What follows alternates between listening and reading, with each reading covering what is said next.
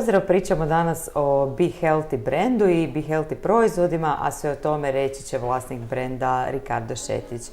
Lijepi pozdrav, Ricardo. Lijep pozdrav, Sandra. Kako si mi danas? Dobro, hvala. Ti? Dobro, ja sam isto, ja sam super. I jedva čekam da mi ispričaš sve o kavici. O kavi o kojoj ćemo danas pričati. Pa evo, ja te lijepo molim da predstaviš to o čemu ćemo pričati. Znači, danas ćemo govoriti o Be Healthy Cannabissimo kavi. Imamo dvije vrste. Jedna koja je rađena od sjemenki konoplje i jedna koja je rađena od cvjetova konoplje. Mm-hmm. Dobro. A za uvod, naravno, slogan Be Healthy koji je jako važno spomenuti, a to je najbolje od prirode za zdrav i dug život, znači pričamo zaista o zdravim i prirodnim proizvodima.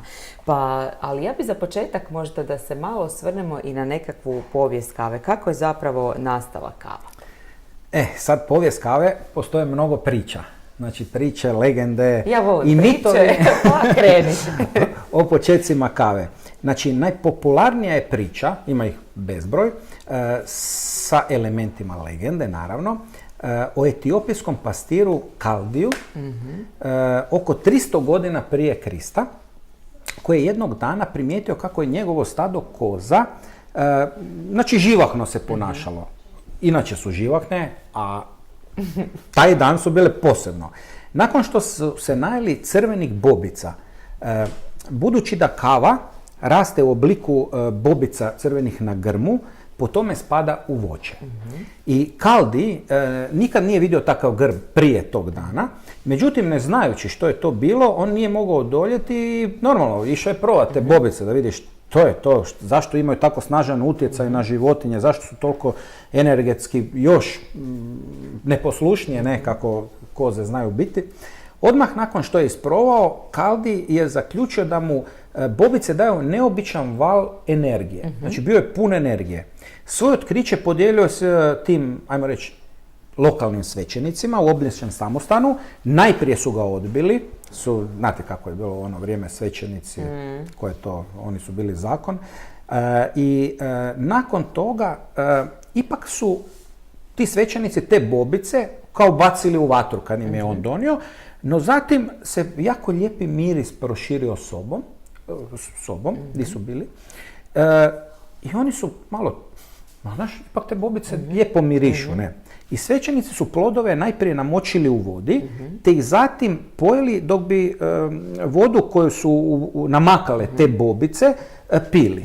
Znači, nisu imali tehnologiju ko što je danas. I taj napitak držao ih je budnima tijekom dugih molitva.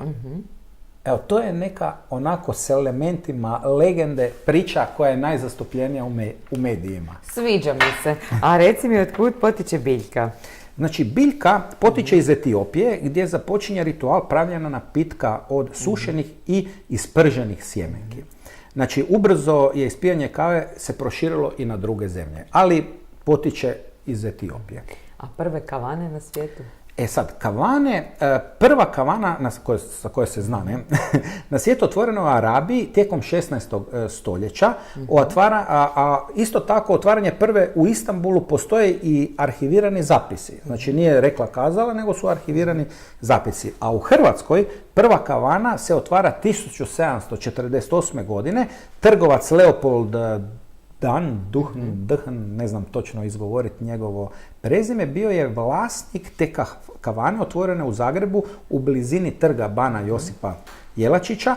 Kava se tada u to vrijeme nabavljala iz Nizozemske, koja je to doba bila preteča u trgovini, znači ovim napitkom, znači kavom. Pa jako lijepa priča zapravo. A koje kave danas prevladavaju? Znači, nakon što je prošlo već toliko godina od prve šalice kave, koju mi znamo kao legenda, danas prevladavaju dvije vrste kave. To su arabika, najstarija i najpopularnija vrsta kave. Ona daje zrno od kojeg se može dobiti kava visoke kvalitete. Dobro.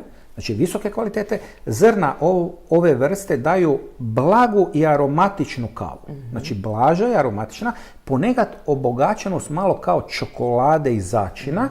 I smatra se da čak 70% kave na svijetu pripada upravo toj vrsti.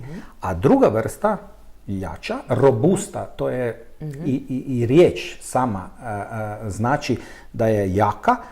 Ova vrsta kave sadrži duplo više kofeina nego arabika, znači duplo više. Koristi se kako bi pojačala okus drugih kava. Na primjer, u ovoj kavi ima 3 arabike, 90% arabike i 10% robusta i 20% konoplje, sjemenke konoplje u ovoj. Znači, robusta je dana da osnaži tu, ajmo reći, profinjenu arabiku.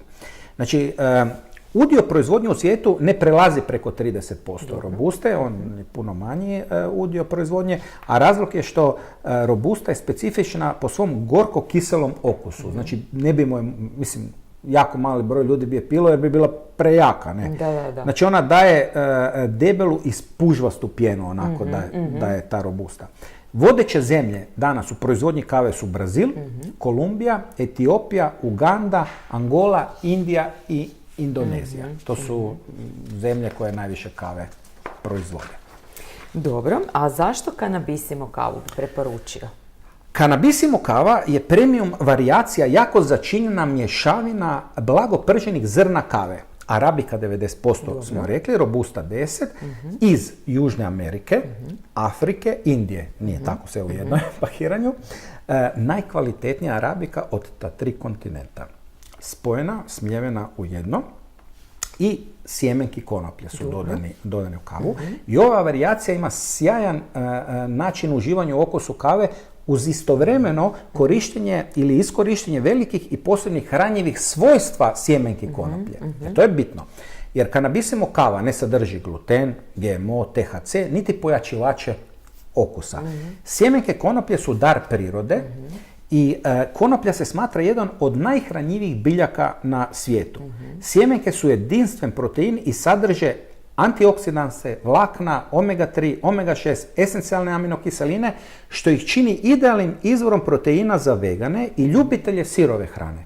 To je mješavina kava, 4 kava plus sjemenke konoplje. A sjemenke konoplje su jedan od savršenih oblika prirodne hrane koja njeguje optimalno zdravlje i čuva dobrobit života. Super, stvarno jako lijepo zvuči. Ali daj mi još reci kako se sprema ta Kanabisimo kava. Sprema li se kako smo već navikli ili koja je procedura? Znači, tu je na deklaraciji i na potvrđeno i napisano i slikano. Može se pripremati na sve moguće načine. Znači, može se kafe aparatom, kafetijerom, možemo kuhati, pržiti na turski način, ali najbolja kava, ne samo ova i druge kave su kad se sprema pomoću ili dripper coffee ili French press, air press. Dobro. To su mehanizmi za spremanje kave, aparati za spremanje kave. Osobno ja je spremam u kafetijeri, nekad se to zvala moka po vrsti kave, znači talijanski način, ali bilo koji način je kava. Mi super ispadne, mi savjetujemo da se u kavu doda malo kokosovog ulja, djevičanskog, ako je moguće s Filipina, i onda još to ulje da tom, ne puno, malo na vrh žličice, da taj okus, puni okus onih ulja od kava, to, mislim, savršenstvo, ko voli kavu razumije što pričam i ko konzumira naravno kavu. Ali znaš što me još zanima, a kakva je nekakva preporučena dnevna doza? Pa, mi savjetujemo maksimalno 2 kave, 2 kave na dan, ali ako ima ljudi koji piju i 4-5 kava, ništa im se neće desiti, ali 2 je dovoljno. Pogotovo ove, pošto ovdje ima sjemenke konoplje, a ovdje su cvjetovi konoplje i onda ima 8% cvjetova konoplje, ima puno više nego u sjemenkama i ima 4% CBD-a. I onda je malo jači, gorči okus kad se pije i onda je 2 sasvim dovoljno. Super, hoćemo još neki zaključak čuti za kraj? Može. Evo, znači neka vam svako jutro započne s Kanabisimom kavom. Preporučujemo, kao što smo i napomenuli, da malo eksperimentirate pa malo kokosovog ulja u kavu. Dodajte to da vam bude bolji okus. Ako ga ne volite, onda naravno ništa. Možete i meda staviti, možete i nekog od šećera ako volite. Znači ništa nije zabranjeno, mlijeka, ovakvog, onakvog. Znači isto ko bilo koja kava se može koristiti i konzumirati. Znači, bit te kave nije samo da vi imate bolji okus, kvalitetnu kavu i da uživate u kavi, nego je i dobrobit za organizam baš radi tog kanabisa, konoplje, koji je zastupljen u jednoj vrsti CBD-om, u drugoj vrsti, već smo rekli, s proteinima, s omegama, aminokiselinama. Eto ga, možete uživati u ovoj predivnoj kavi. Ako vas zanimaju još neke dodatne informacije, Ricardo, gdje to mogu dobiti? Gledatelji vide na ekranu naše podatke, znači slobodno nazovite na mobitel 091 2151 271 ili pišite na naš e-mail office@far-ves.com. Hvala ti, Ricardo, na ovom ugodnom razgovoru. Hvala tebi, Sandra.